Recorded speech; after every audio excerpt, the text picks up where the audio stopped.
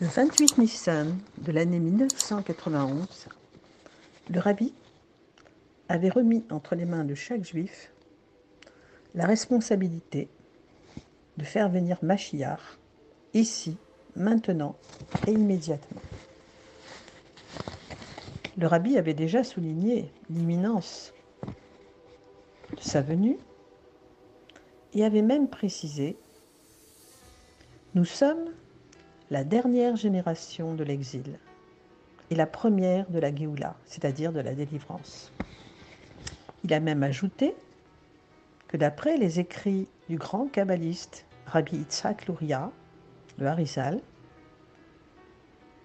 qui a écrit le Sefer Agilgulim, le livre des réincarnations, notre génération actuelle était la réincarnation de celle qui était sortie d'Égypte.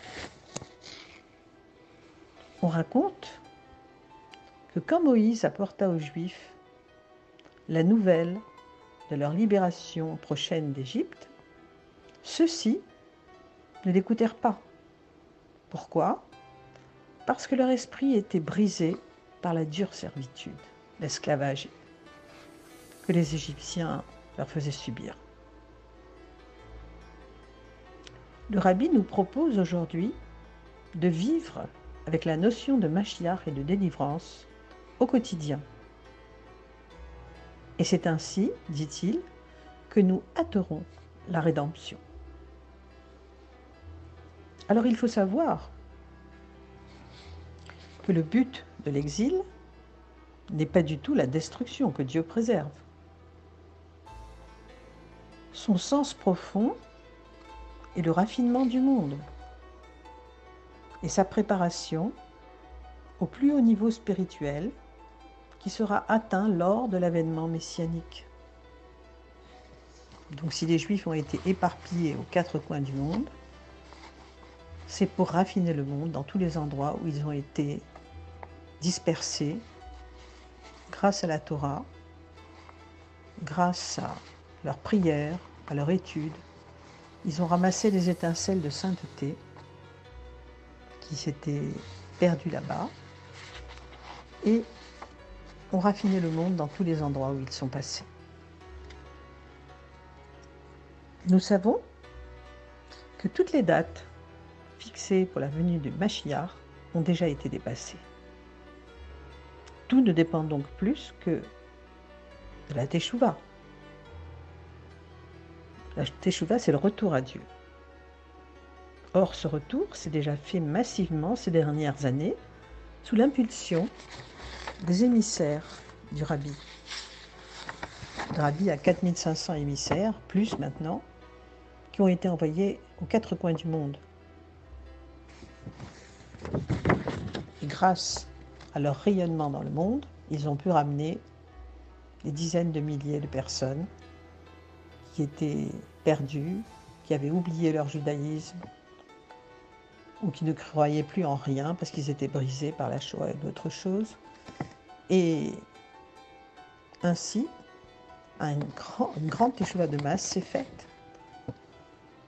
Alors l'étude des thèmes touchant à la délivrance hâtera la venue du Mashiach. Nous devons aussi étudier les lois relatives au temple qui ont été écrites par Maïmonide dans son Mishneh Torah. En effet, Dieu considère celui qui étudie ces lois comme s'il avait reconstruit le temple et qu'il le servait, qu'il servait Dieu dans le temple. On doit donc se pénétrer de l'idée que l'objet de cette étude deviendra bientôt une réalité tangible. Chaque personne peut se demander: que puis-je faire pour amener le Mashiach ? Qui suis-je ? Et comment mes actes insignifiants pourraient-ils avoir un retentissement sur un tel événement ? Mais le Rabbi explique que chaque délivrance individuelle hâte la venue de la délivrance collective. Pour parler d'une manière imagée, on dit que chacun doit sortir de son Égypte personnelle. Le Rambam, Maïmonide, dit qu'à tout moment, un homme peut faire pencher la balance grâce à une seule petite action en faveur de la délivrance. Chaque individu est investi d'une mission en ce monde et a donc une importance cosmique. Un jour, un chassid demanda à son rabbi, le Tzemar Tzedek. Le Tzemar Tzedek, c'est le 3e rabbi de Lubavitch. Donc ce chassid lui demanda s'il devait aller en Terre Sainte pour s'y consacrer au service de Dieu et à l'étude de la Torah. Et le Tzemar Tzedek lui répondit: « Fais de ton endroit la Terre Sainte, ici. » Qu'est-ce que cela veut dire, faire de son endroit la Terre Sainte? Cela signifie que, où qu'il réside, un juif doit suivre les voies de Dieu et tout faire pour réussir sa mission, faire une demeure ici-bas pour Dieu. Là est toute la finalité du plan divin. Quand le temple sera reconstruit à Jérusalem, temple éternel fait des mains de Dieu qui descendra du ciel, alors on pourra effectuer les 613 commandements. De plus, le lien entre l'homme et Dieu ne reposera plus sur la foi, car la présence divine sera évidente sur terre. Le caractère matériel du monde ne changera pas dans le monde futur. Seule notre connaissance de Dieu et notre conscience de sa présence seront différentes. Alors il est intéressant de noter que exil, en hébreu, peut se dire Gola. Gola qui s'écrit avec les lettres Gimel, Lamed, Aleph, et. Si on ajoute un Aleph dans ce mot, on obtient le mot Géoula qui veut dire délivrance, c'est-à-dire exactement l'inverse. Aleph est la première lettre de l'alphabet hébreu, elle a pour valeur numérique 1, donc elle représente Dieu, puisque Dieu est un. En hébreu on dit Hachem Echad, il est un, et son nom est un. D'autre part, Aleph s'apparente aussi au mot Alouf, qui veut dire le chef, le maître. Ainsi, si on fait entrer Dieu dans notre exil, on obtient la délivrance. Alors il faut savoir que lors de la délivrance, nous serons toujours des âmes incarnées dans des corps. Nous nous nourrirons toujours de produits matériels.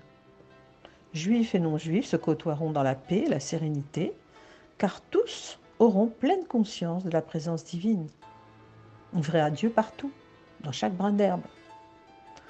En faisant résider Dieu dans notre vie actuelle, nous nous préparons au temps où sa présence se révélera dans tous les aspects de notre existence.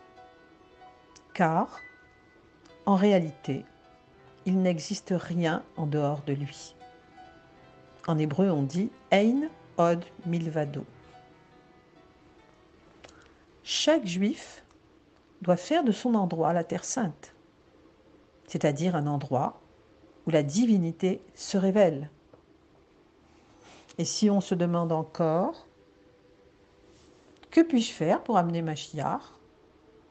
On doit savoir que chaque délivrance individuelle hâtera la délivrance collective. Vivre dans l'esprit de la délivrance exerce son influence sur le monde dans son ensemble, rendant la rédemption plus imminente. Nous devons avoir une nouvelle vision de notre vie quotidienne, car notre effort a le pouvoir de hâter la venue du Mashiach, et que ce soit dans le futur immédiat. Amen.